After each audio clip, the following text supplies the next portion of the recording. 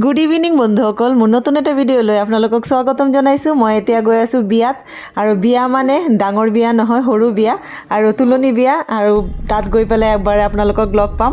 বন্ধুসকল, মই বিয়াত যোৱা বহুত দিনেই হ'ল, কিন্তু ভিডিঅ'টো মই আপলোড কৰা নাছিলোঁ, ভাবিলোঁ আজি আপলোড কৰোঁ। এতিয়া আমি এয়া বিয়া ঘৰ আহি পালোহি, আৰু বন্ধুসকল ভাবিলোঁ ভিতৰতে গৈ পেলাই যিখিনি পাৰোঁ আপোনালোকৰ লগত শ্বেয়াৰ কৰিম। নিশ্চয় আপোনালোকৰ চাই ভাল লাগিব।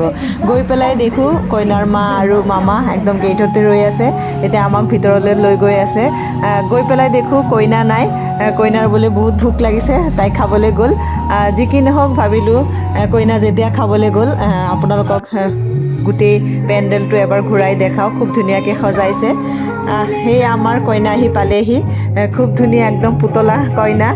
কেনেকুৱা লাগিছে তাইক কমেণ্টত জনাবচোন। বন্ধুসকল, আজি এই মিনি ব্লগটো চাই কেনেকুৱা পালে, ভাল লাগিলে প্লিজ লাইক এটা দিব, আৰু প্ৰথমৰ পৰা শেষলৈকে মোৰ লগত থকাৰ কাৰণে সকলোকে ধন্যবাদ। আজিলৈ ইমানখিনিয়েই। Bye bye.